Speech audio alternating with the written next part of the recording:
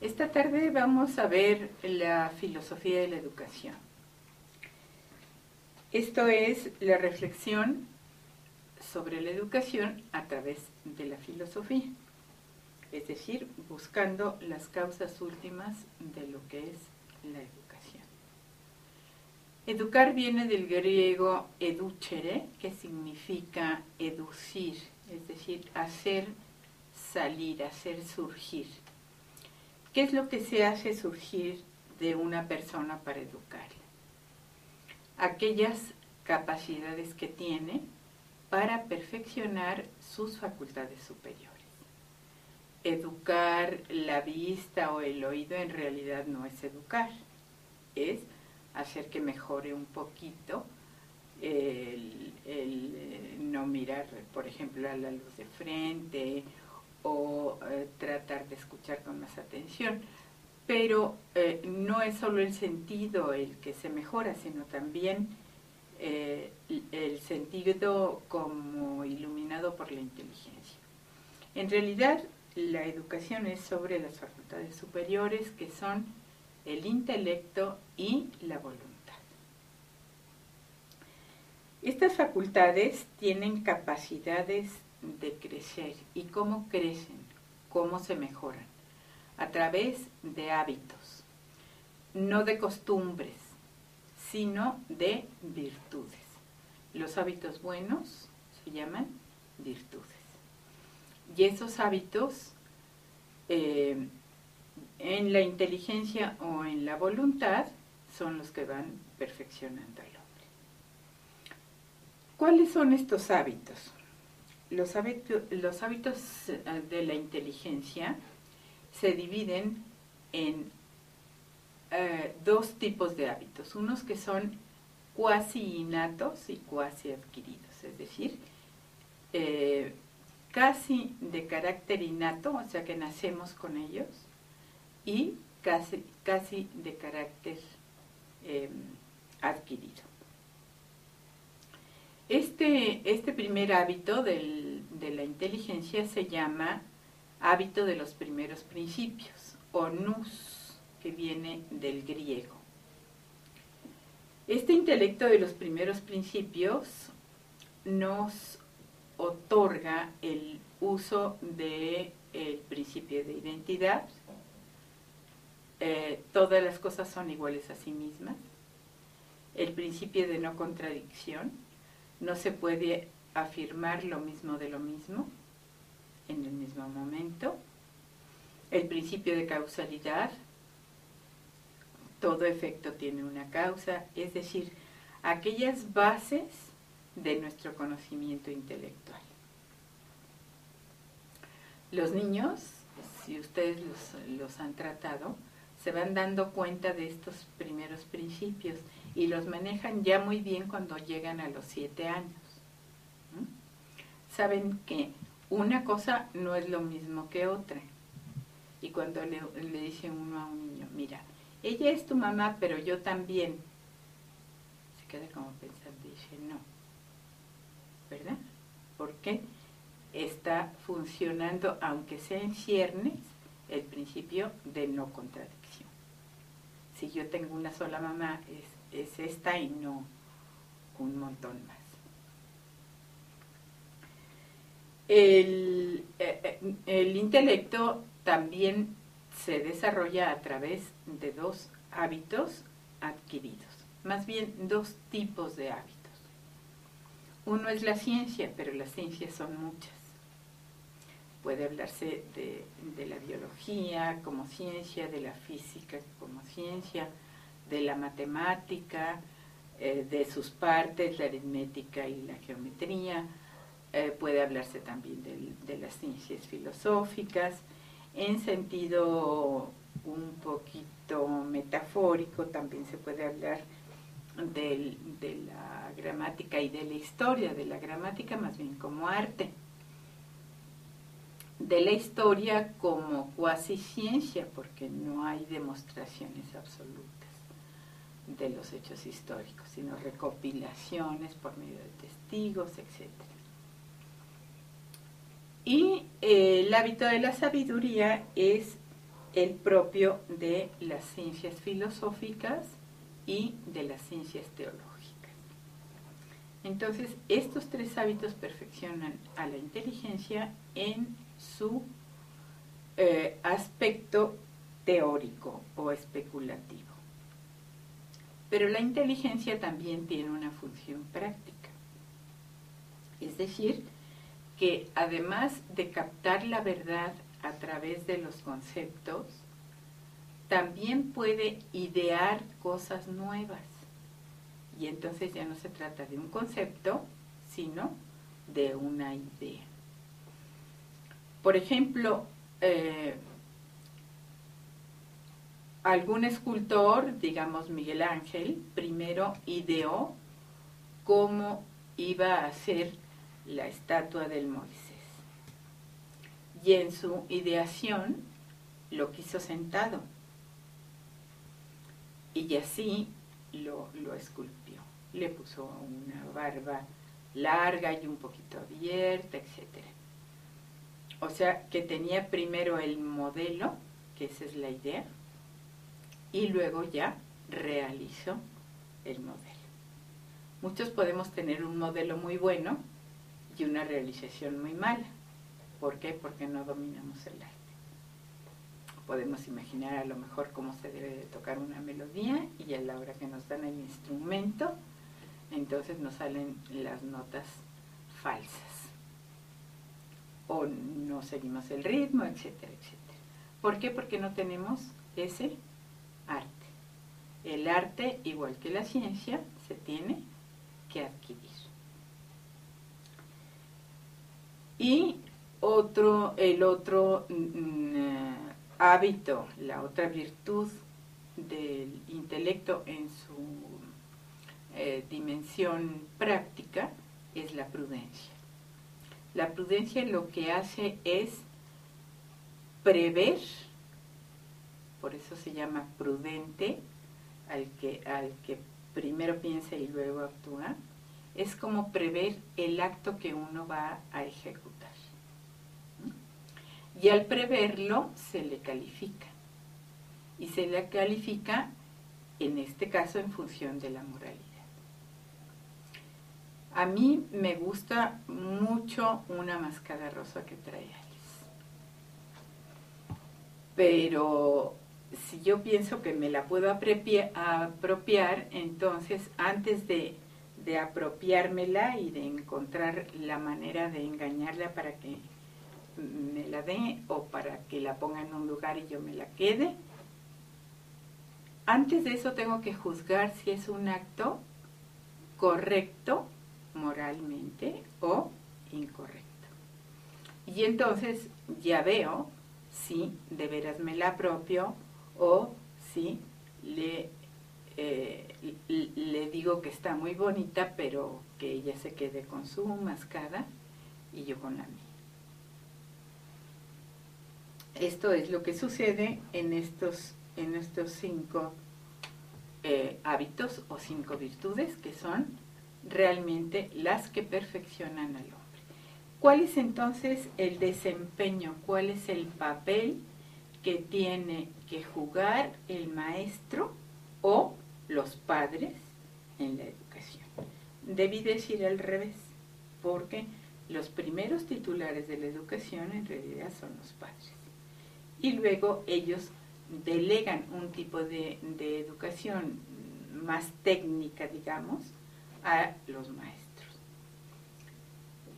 Pero unos y otros lo que tienen que hacer es ayudarles a los niños, a los jóvenes y también a los adultos, mis alumnos, por ejemplo, son adultos, a que desarrollen esos hábitos. Primero, que respeten el hábito de los primeros principios, ¿no? Porque hay personas tan curiosas que niegan que el ser es el ser y el no ser no es, y quieren decir que el ser no es y que el no ser es, y entonces pues disparatan. Y ya hay filósofos que así son. Por ejemplo, Sartre dice que el ser del hombre es la nada. Entonces, pues si uno no es nada, pues ya no hay más que hablar. Pero él escribe muchos libros y muy largos explicando la nada del hombre, cosa que es verdaderamente contra el principio de no contradicción.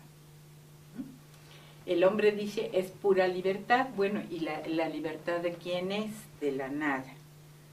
Y entonces así se sigue este tipo de discursos cuando no se respeta el principio de contradicción. Además el principio de no contradicción o de identidad, que es el nous, además de la ciencia, además de la sabiduría, del arte y de la prudencia, también la voluntad, como dijimos al principio, tiene sus hábitos que la perfeccionen. Esos hábitos son el hábito de la justicia, que consiste en dar a cada uno lo que le corresponde. Es decir, dar a cada uno su derecho. Y darlo no a fuerza, porque a veces damos las cosas porque si no, pues nos ponen una multa o nos meten en la cárcel. Y no ha de faltar a quien se le antoje y tratar de comprar una cosa y salirse con la mercancía sin pagarla. El mero antojo ya es falta de justicia. ¿Por qué? Porque la justicia se define como la voluntad permanente de dar a cada uno lo suyo. Esto es muy importante porque si realmente queremos ser justos, tenemos que estar contentos de pagarle el sueldo a la persona que nos ayuda. Tenemos que estar contentos de pagarle la mercancía a la persona que nos la cobra. Tenemos que estar contentos de darle a cada uno lo que le corresponde. Porque esa es la voluntad permanente, que es parte de esa virtud de la justicia. Pero la voluntad no solamente se tiene que gobernar a sí misma a través de la justicia, sino que también tiene que gobernar a los otros apetitos, los apetitos sensitivos. La voluntad es un apetito, pero es un apetito racional. Los apetitos sensitivos son los apetitos del placer fácil o los apetitos de superar un mal difícil o de conseguir un bien difícil, de lo difícil. Así que la voluntad tiene que gobernar también al apetito que se llama irascible o de lo difícil y lo puede gobernar a través de una virtud que se llama la fortaleza. Cuando a una persona le acontece algo malo y se desbarata, quiere decir que le falta fortaleza. Al contrario, cuando una persona tiene fortaleza, pues emprende las cosas más difíciles con tal de conseguir eso. Por ejemplo, el amor de las madres a sus hijos les confiere un tipo de fortaleza especial. Y entonces no dicen, ay, este chiquillo ya está gritando a medianoche, yo no le voy a dar de comer. No, sino que su mismo amor le da la fortaleza de levantarse, darle el alimento, consolarlo, cambiarlo si está mojado y todo lo demás, aunque ella pierde el sueño, ¿no? Y luego tiene que estar mirando al techo a ver si puede regresar el sueño. La fortaleza consiste en dos tipos de actos. Los actos que se hacen que la persona se sobreponga al miedo o hacen que la persona no caiga en la audacia. Entonces, quienes se dedican a los deportes peligrosísimos para ver si acaso se rompen todos los huesos, están actuando en contra de la virtud de la fortaleza, porque son audaces. Los que no se atreven a enfrentarse a las dificultades se oponen a la virtud de la fortaleza porque son cobardes o miedosos.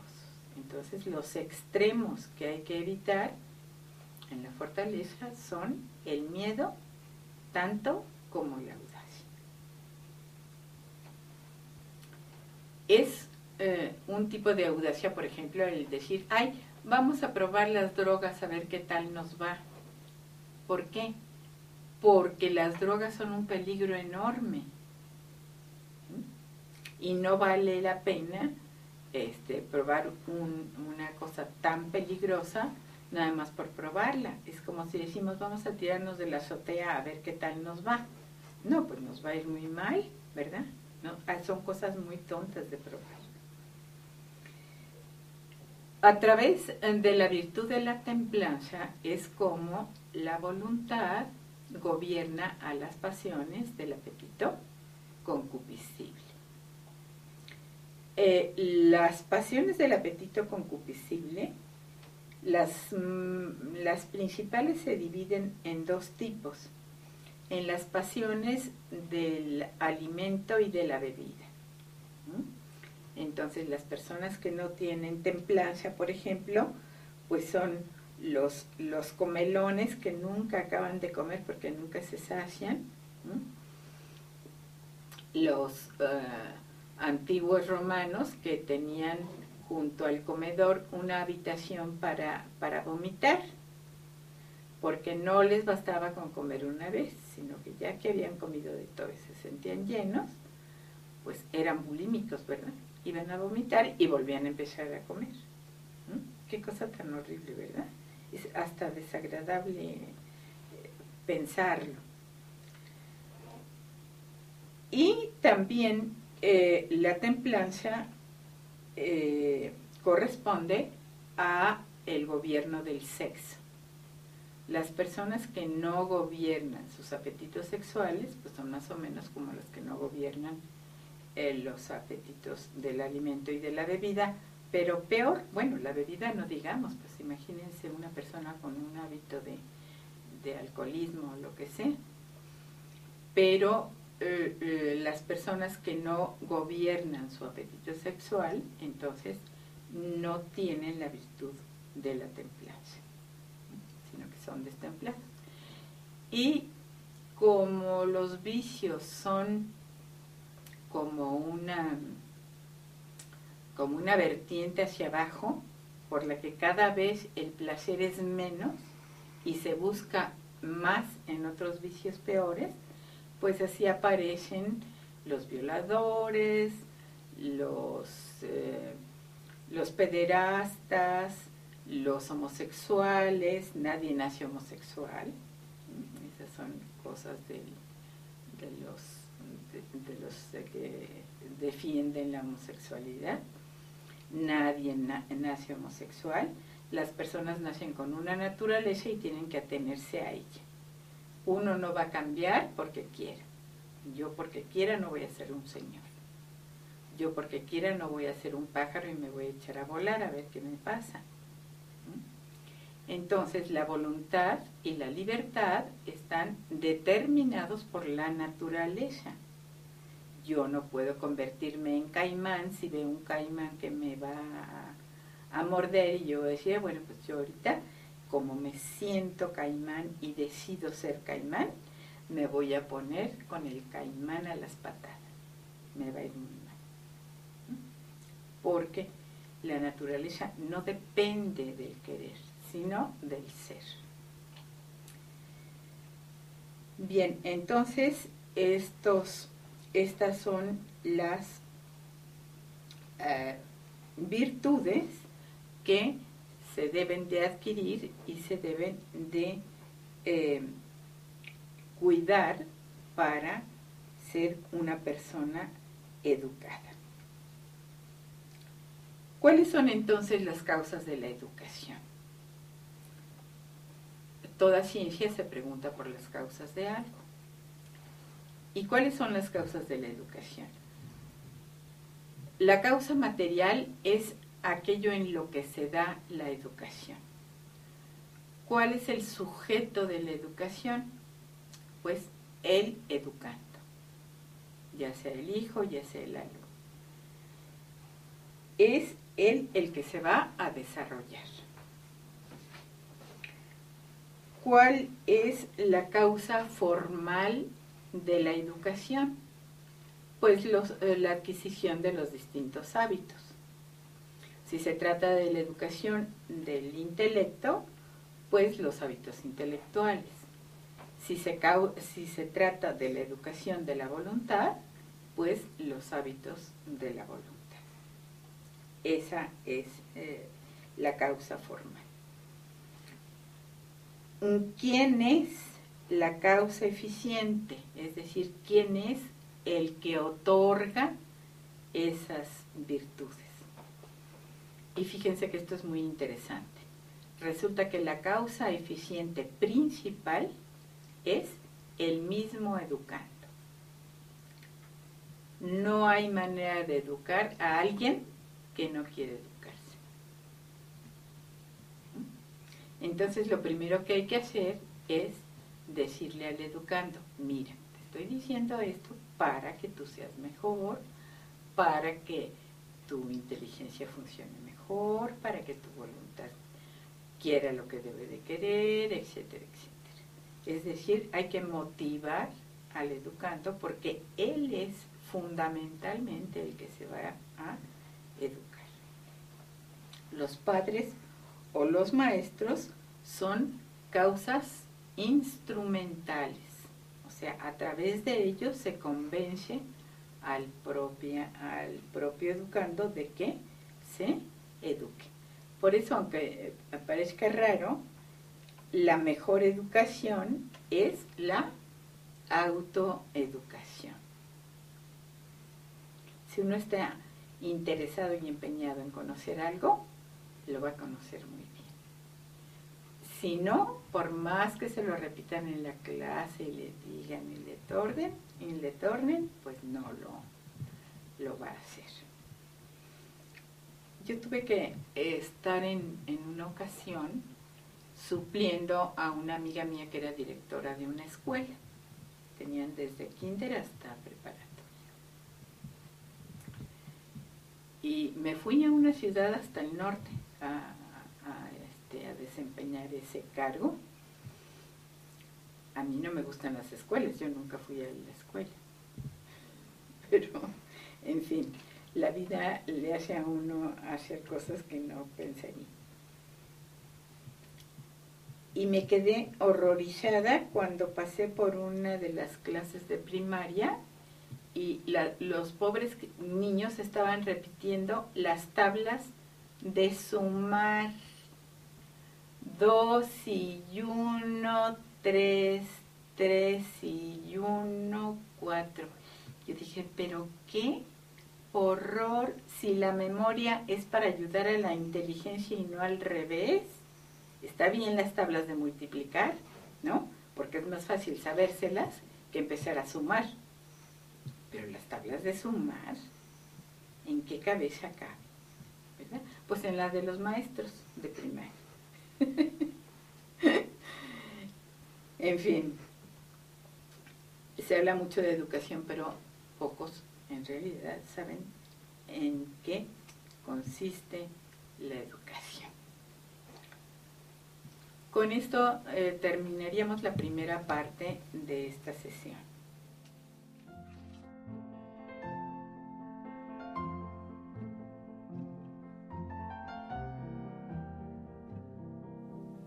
La persona humana tiene facultades conocimiento y facultades de apetito.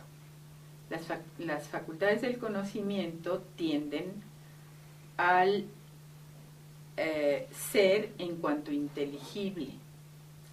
Las facultades de apetito tienden al ser en cuanto apetecible, es decir, unas tienden a la verdad y otras tienden al bien.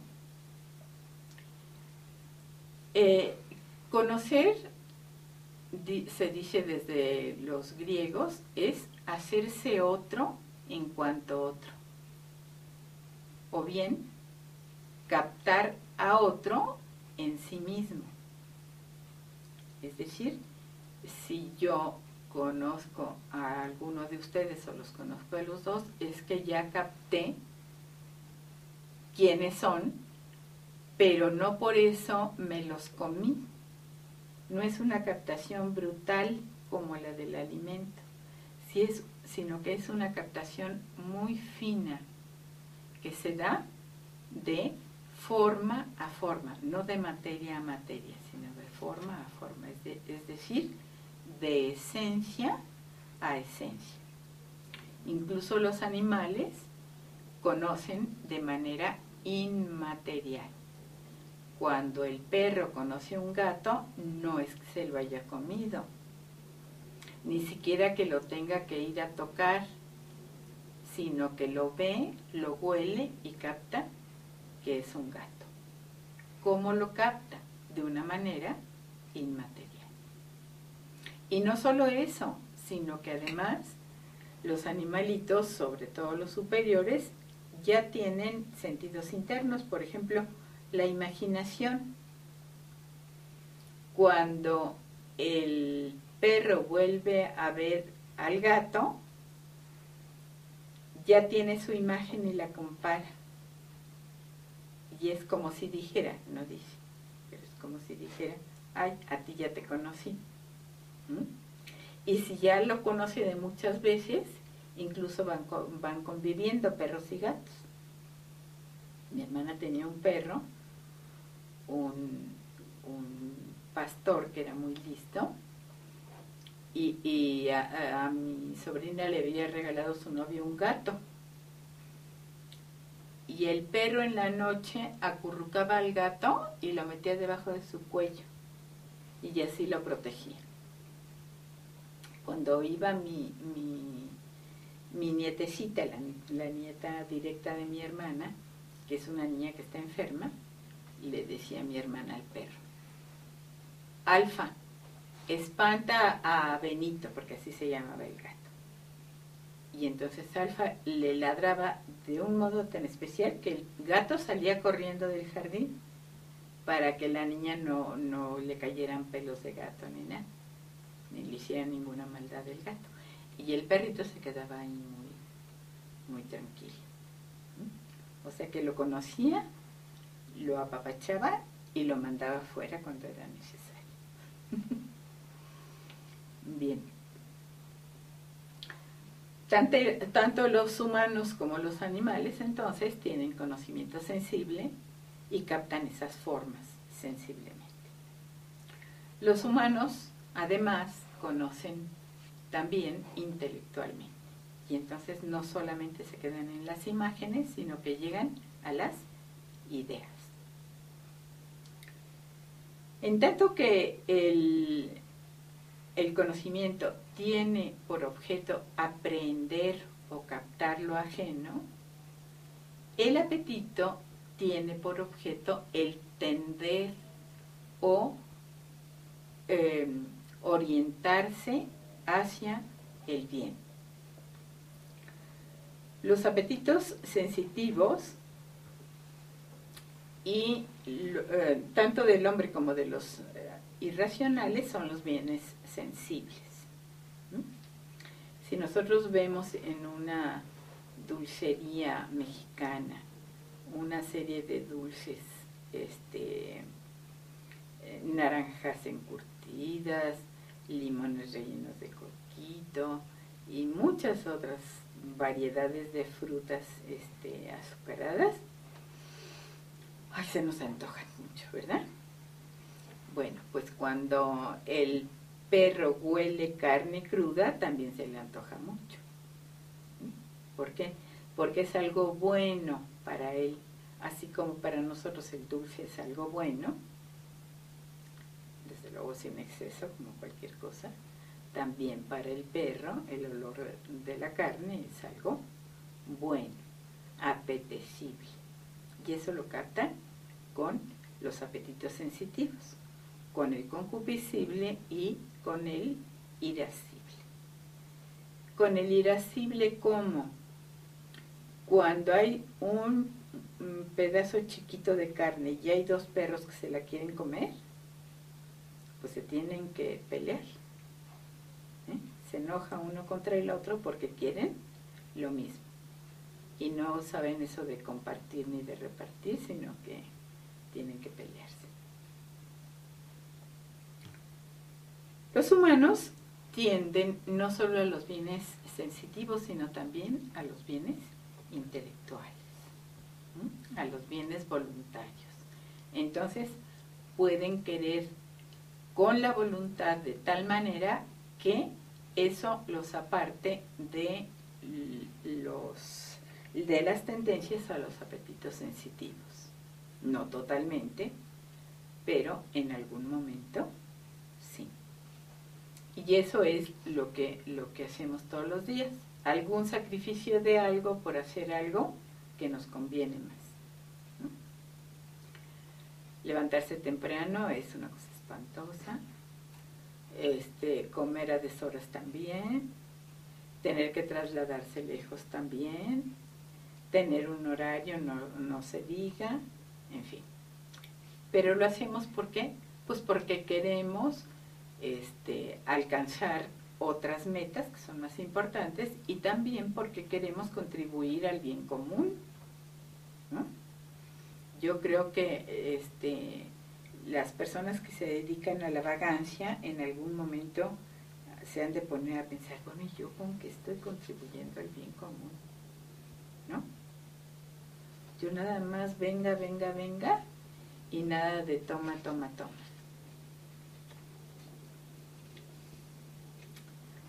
Bien, el objeto del conocimiento humano es entonces el ser cognoscible, aquello que se puede conocer. Y el objeto del apetito humano es el ser apetecible, es algo que se puede amar.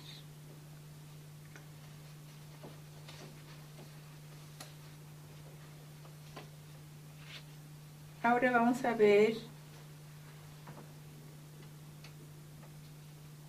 cómo vamos a definir las virtudes intelectuales. El nous es el hábito de los primeros principios. Es una facultad, dijimos, en parte intuitiva y en parte discursiva. Hay que entender los términos del principio de no contradicción, por ejemplo, para saber que algo y lo opuesto no son lo mismo. Una vez que se sabe eso, entonces la conexión es innata. La episteme o hábito de las ciencias es el saber por causas próximas, es decir, buscar las causas, pero no las más lejanas, sino las más inmediatas. La sabiduría o hábito de la sofía es buscar las causas, pero no las inmediatas, sino realmente las causas últimas de las cosas. Por eso se habla de que la sofía o la sabiduría es un conocimiento filosófico. La técnica tiene varias divisiones. La técnica o la tecné o el arte es la técnica del alfarero, del mecánico, del esquiador incluso, ¿no? Tanto como la técnica que además tiende a lo bello. Cuando el arte es una de las artes mayores, pintura, escultura, arquitectura, música o poesía, entonces el carácter de la belleza está sobre el carácter de la técnica. Hay personas que saben pintar muy bien, pero como que no tienen nada que decir. Hay personas que saben tocar muy bien, pero como que no le llaman la atención a nadie. En fin, personas que leen la música de maravilla, pero que nunca se les ocurre inventar una pieza, ¿no? Porque es distinto el ser un virtuoso que el ser un artista de las bellas artes. Pero también hay artes menores, como el canto, la representación teatral, la recitación de la poesía, en fin. Y también hay artesanías, y son las últimas en los grados del arte. Entonces, ese es el ámbito enorme de lo que es la técnica o el arte.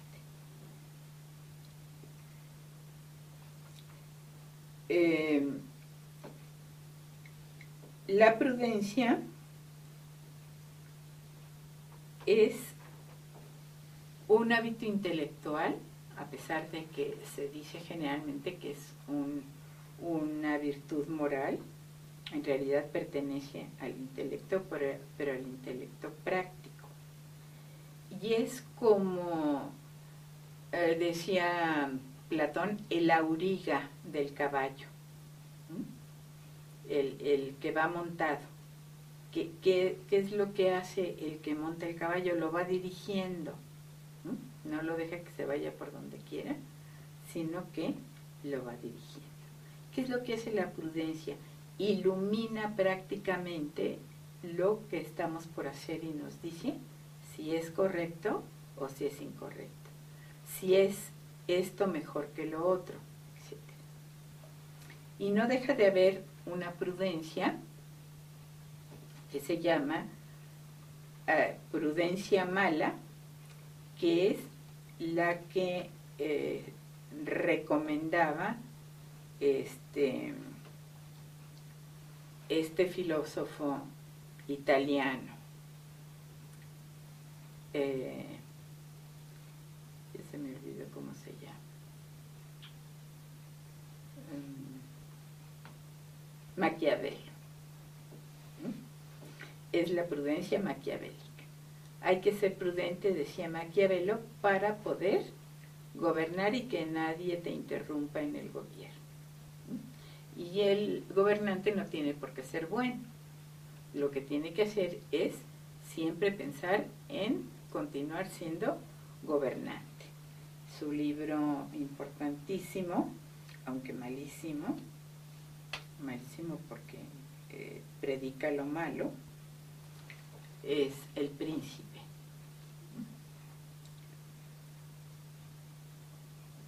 Bien, de las virtudes morales ya hablamos un poco. La más importante de todas es la justicia, y la justicia puede ser de varios tipos. La justicia de los ciudadanos y la justicia de los gobernantes. En la justicia intervienen, por ejemplo, las personas que proponen las leyes, que son los legisladores, y las personas que imparten la justicia, como son los jueces. En un país como el nuestro, que ahorita está atravesando una situación muy grave de falta de justicia, pues estos dos poderes tienen muchísima culpa. Son muy divertidos porque dicen, ¡ay, qué barbaridad! El presidente hace o deshace. Bueno, y los de la Suprema Corte, ¿qué hacen?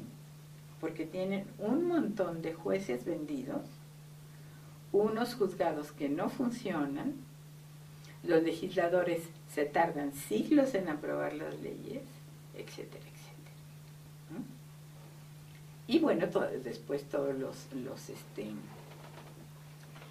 pues las personas que desobedecen las leyes, los pobres señores que roban y matan, los que secuestran y demás, pues todos estos pobres señores también contribuyen fundamentalmente con todo este desorden.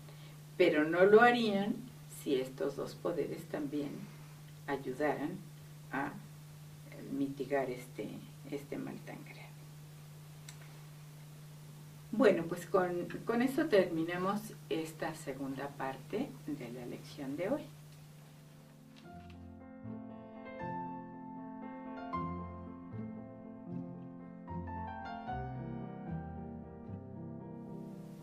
Vamos a ver cuáles son los errores filosóficos que subyacen o pueden subyacer en algunas corrientes educativas.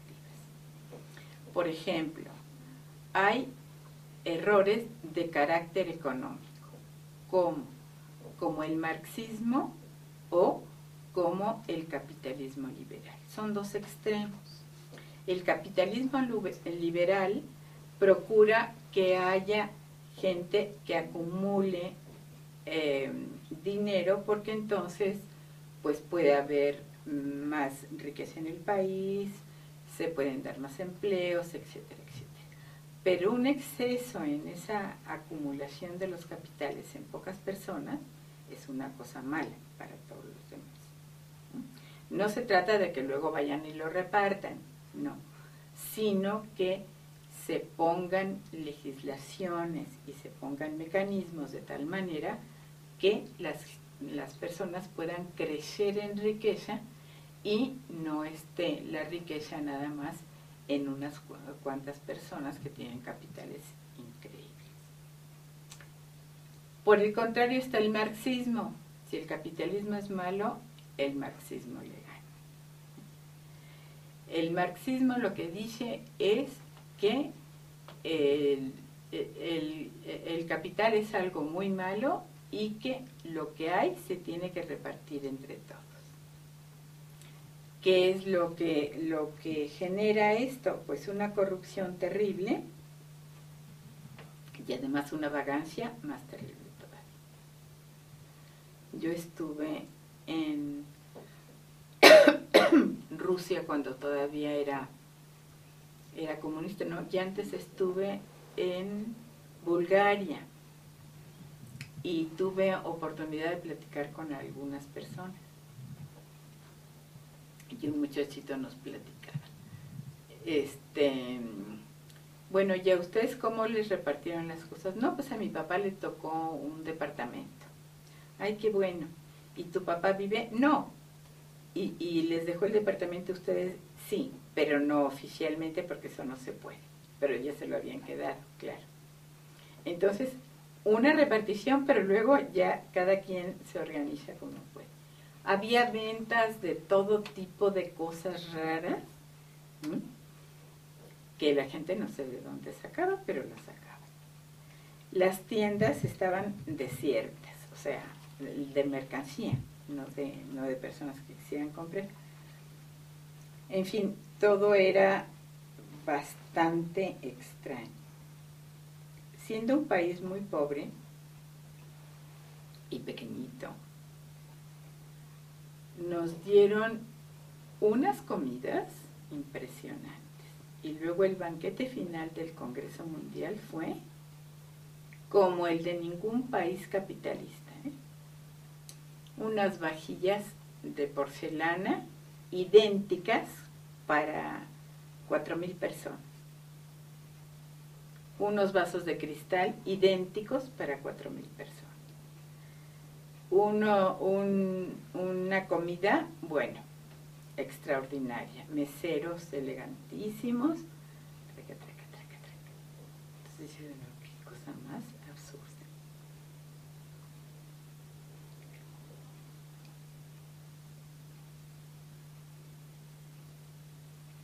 En el Congreso de Rusia, en Moscú, me tocó sentarme con unos. Venían como, ¿qué serán? Que serían como 60 representantes de Cuba, yo dije, ay, qué raro que haya tantos filósofos en Cuba y todos marxistas, como que el marxismo es una cosa muy, muy pederasta en filosofía, ¿no? Y pues, ¿qué serán? Me puse a platicar con ellos. Y resulta que no eran filósofos, eran ideólogos que les decían el marxismo a los alumnos. Y por decirles bien el marxismo a los alumnos, los habían invitado a otro país comunista para que fueran al Congreso. Entonces, bueno, verdaderamente impresionante. Sobre el conocimiento humano, hay que preguntarse, ¿conoce el hombre? El escepticismo dice no. El hombre no puede conocer la verdad. Sí conoce cosas, pero lo verdadero, no lo conoce. El idealismo dice, el hombre sí conoce, pero no la realidad, conoce sus propias ideas. Total, que pues nos quedamos en las mismas, entre el escepticismo y el idealismo, porque no conocer nada o conocer nuestras propias ideas, pues es prácticamente lo mismo. El chiste es que la realidad no la conocemos. En contra de estas posturas está el realismo, que dice que lo que conocemos son las cosas a través de las ideas. ¿Con qué facultades se conoce? El racionalismo, por ejemplo, el racionalismo cartesiano de Descartes, dice que solo con la razón.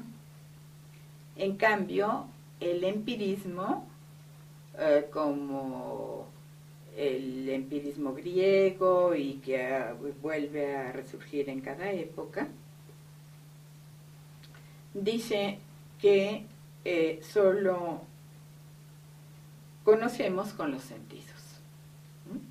Y lo que no viene de los sentidos, pues no lo podemos conocer.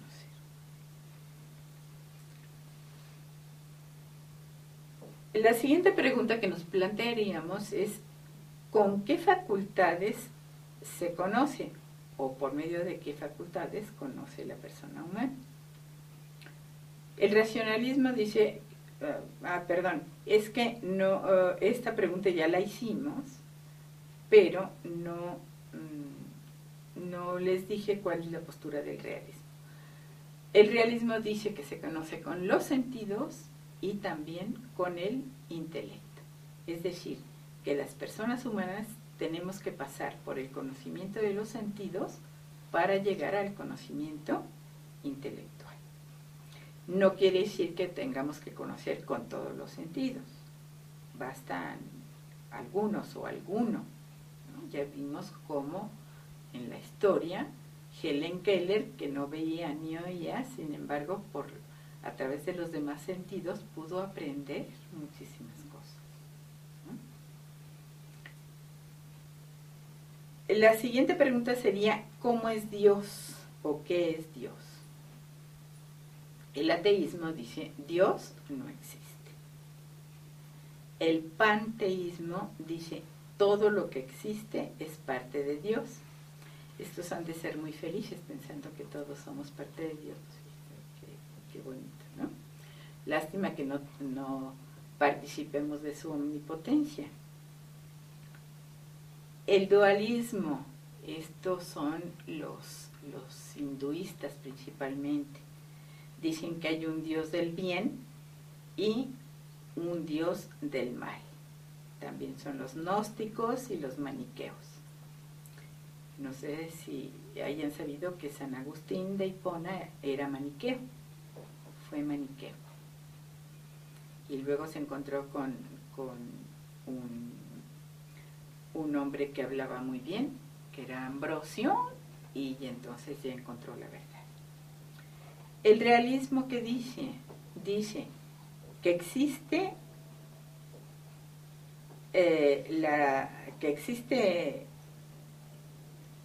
Dios y que se puede demostrar racionalmente la existencia de Dios. Esto no crean que lo inventó algún filósofo religioso, eso es muy bonito. Eso lo descubrió Aristóteles, ¿m? Que vivía en Grecia en una época totalmente corrupta, ¿m? Donde sucedían estos banquetes donde iban a vomitar después, donde era muy común que los hombres tuvieran relaciones con otros hombres, el homosexualismo, etcétera, etcétera. Y sin embargo, él se pone a buscar la verdad y en su Metafísica, en el libro 12, demuestra por la razón la existencia de Dios.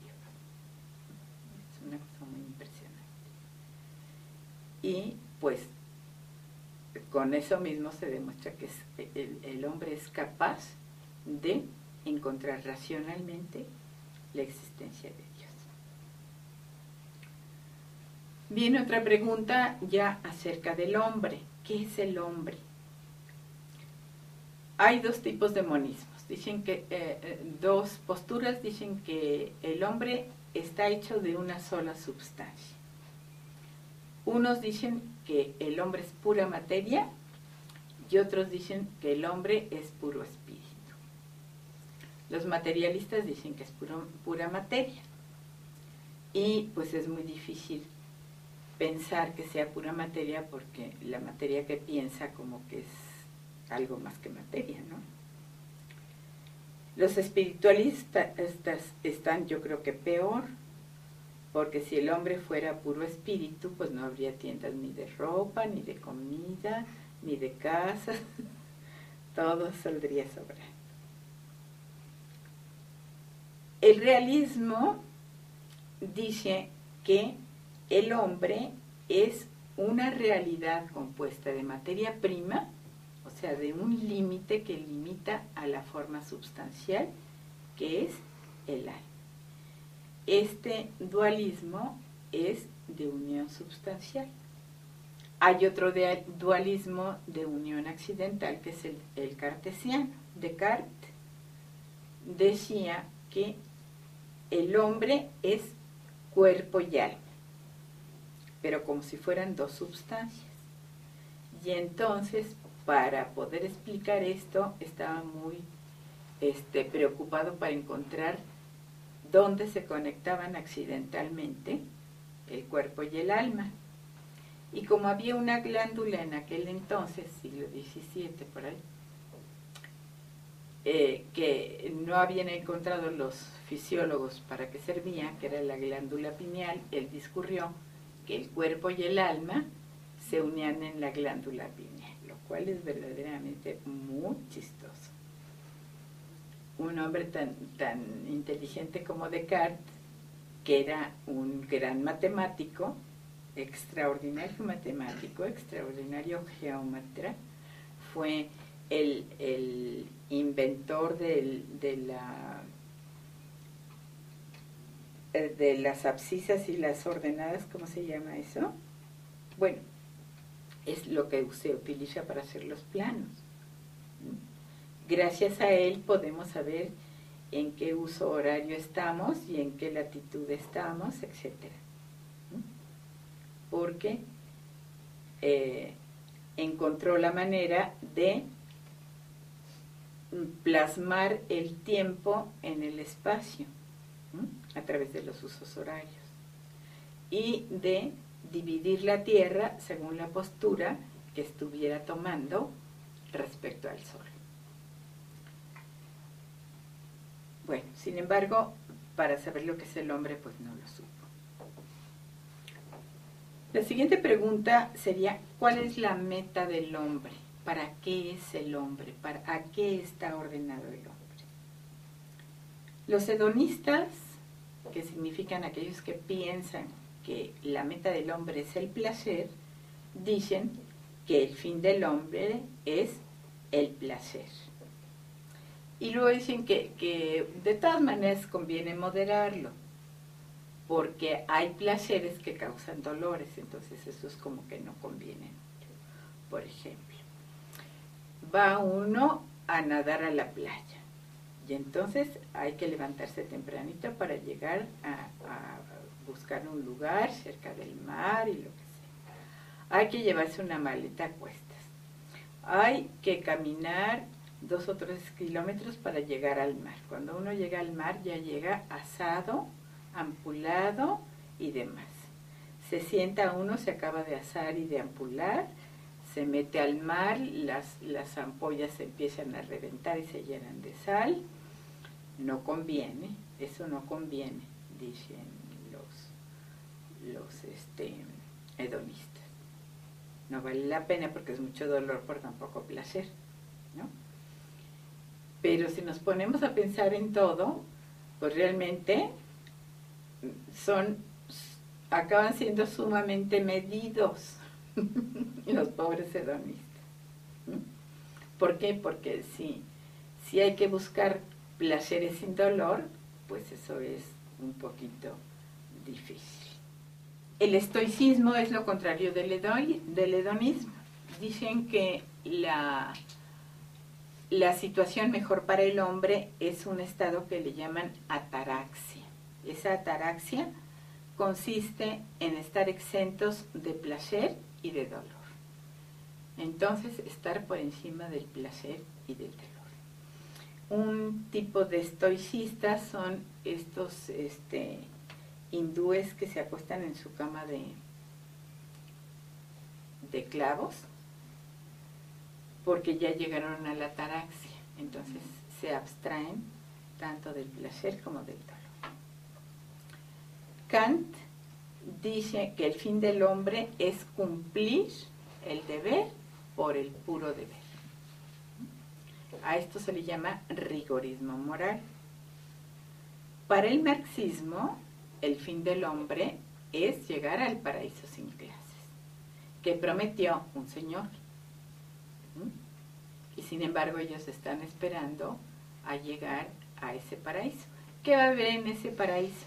No va a haber la felicidad perfecta, no vamos a ver a Dios, no vamos a ver a nuestros amigos. Lo que sí va a pasar es que todos van a tener los mismos cachivaches unos que otros. Pues dicen qué pena de meta para tanto esfuerzo, tanta guerra, tanta revolución y tantas cosas. Y el pragmatismo dice que el fin del hombre es lo útil. Y entonces pues hay que buscar lo útil.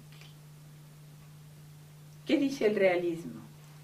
Dice que el fin último del hombre, objetivamente, es Dios. ¿Por qué? Porque el fin último del hombre subjetivo es la felicidad. Todos estamos hechos para la felicidad. Pero como el hombre es un ser espiritual y el espíritu está abierto a lo infinito, el único ser que puede saciar la amplitud de la inteligencia y de la voluntad del hombre, pues es un ser infinito que es Dios.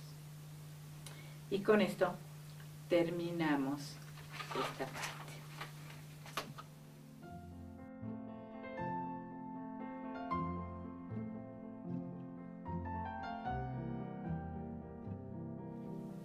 Veremos por último cuáles son los errores de algunas corrientes pedagógicas. Vamos a ver 2 tipos de errores fundamentales. El primer error es el error del conductismo. Un biólogo ruso, Pavlov, hizo experimentos con la conducta animal. Y después de esos experimentos, Skinner discurrió cómo se puede manejar la conducta humana. ¿Cómo puede uno hacer para que los demás hagan lo que uno quiere?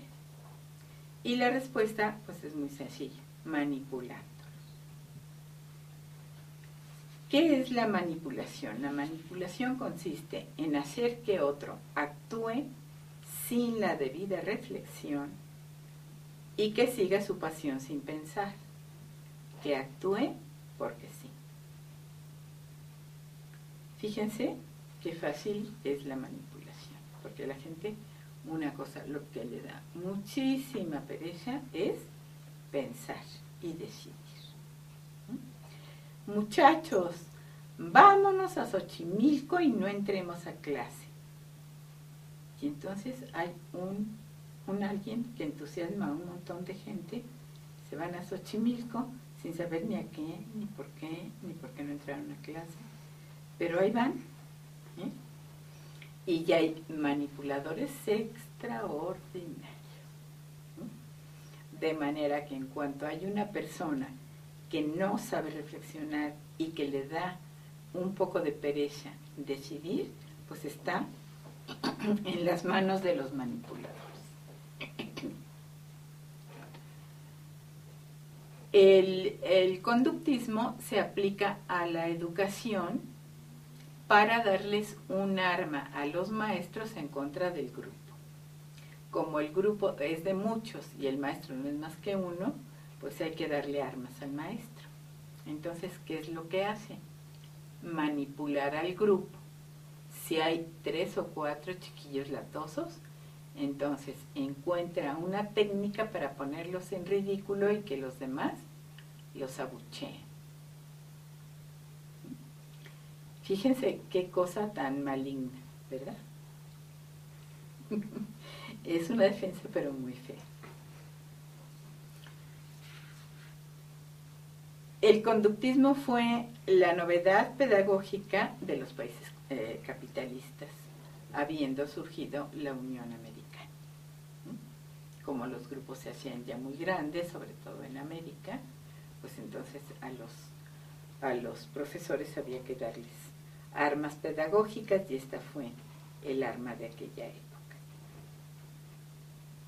En contra, aparece después el constructivismo unido al inconsciente freudiano. Entonces, para el constructivismo la realidad es una construcción mental, no existe. No hay cosas, ni animales, ni personas, sino ideas estructuradas por la mente. Es decir, estos constructivistas son idealistas. El conocimiento teórico o especulativo no puede existir. ¿Por qué? Pues porque conocer teóricamente es decir lo que la cosa es. Si no hay cosa, ¿para qué decimos lo que es? Ni podemos decirlo.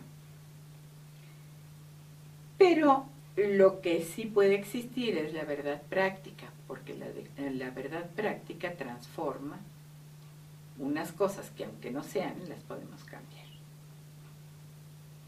Y entonces el conocimiento práctico ocupa el lugar de todo conocimiento intelectual.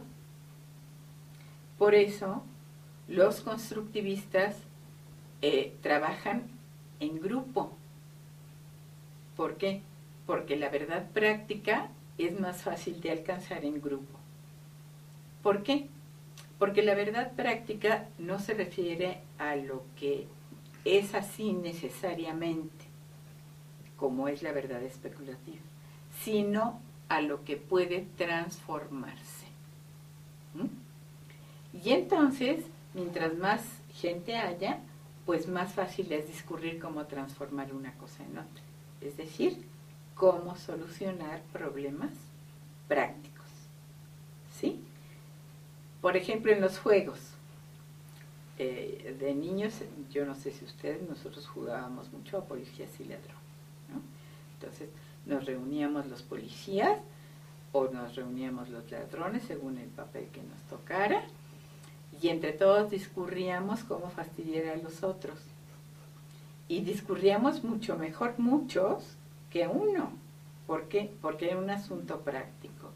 Y lo que no se le ocurre a uno, se le ocurre a otro.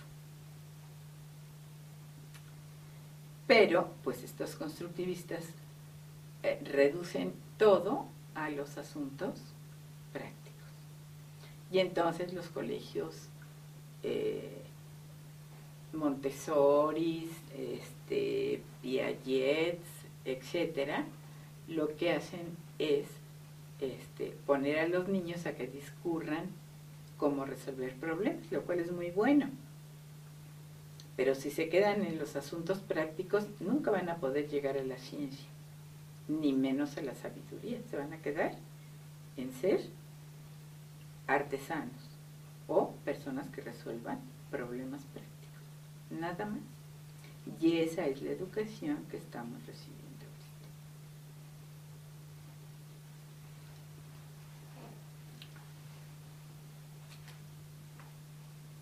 Para Freud, que es el otro ingrediente del constructivismo, el motor de todas las acciones del hombre es la sexualidad. Entonces, en el sueño se libera el subconsciente y los contenidos que había reprimido la censura, pues salen. Y entonces, la realidad es el sueño idealizado de toda la comunidad, para Freud. Entonces, mezclen una cosa con la otra y tendremos una educación verdaderamente tristísima. Primero, el pensamiento sobre las cosas ha cedido a la terapia onírica, la terapia de los sueños. Y después, la realidad se ha reducido al resultado de la producción sociotecnológica, de lo no real imaginario. ¿No es un reduccionismo tremendo? El condimento colectivo o social de ese constructo hunde sus raíces en el inconsciente colectivo de Jung, un segundo psicólogo que nos dice que nosotros pensamos gracias al pensamiento colectivo, o sea que todos pensamos lo mismo. Ignorar o menospreciar el conocimiento especulativo o teórico es el punto de coincidencia entre el pragmatismo utilitarista del capitalismo y la primacía de la praxis en el marxismo. Por eso llegan a coincidir. Y estamos sufriendo la misma catástrofe educativa en los países capitalistas que en los países marxistas. En todo caso, la realidad no es, sino que la crea el pensamiento. Los principales errores del conductismo y del constructivismo son el pragmatismo, o sea, lo práctico es más importante que lo teórico, el materialismo, el escepticismo dogmático. Yo no sé lo que son las cosas, solo sé cómo transformar. El freudianismo y la negación de la moral. Freud dice que la moral está hecha por los convencionalismos sociales. Fíjense qué terrible. Y por lo tanto, la negación de la verdad, la negación de la ciencia y la negación de la contemplación. Ya no hay por qué ser contemplativos, por qué tener el conocimiento especulativo.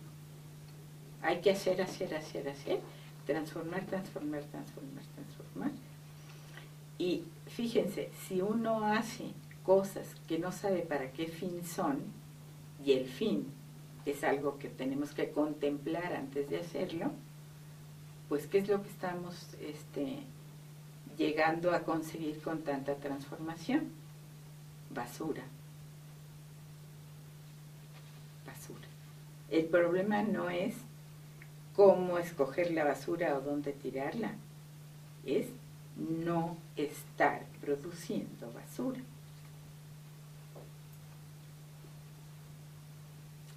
La negación de lo espiritual y de Dios, la reducción del alma humana al alma sensitiva propia de la bestia, la negación de la capacidad de gobernar las pasiones y con ello la incapacidad para el orden moral, la exaltación de la praxis y de lo sensual, hedonismo, sexualismo, drogadicción, etc.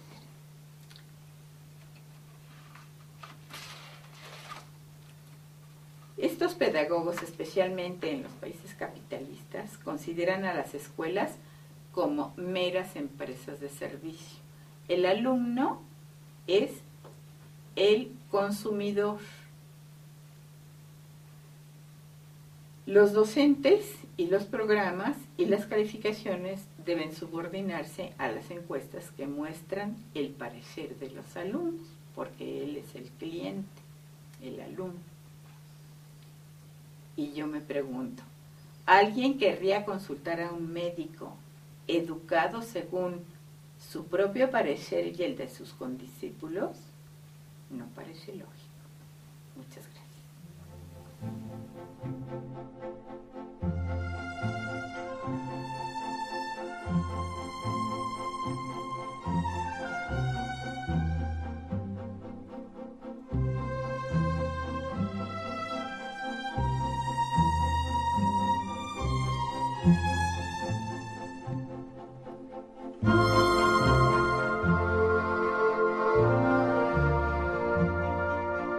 Thank you.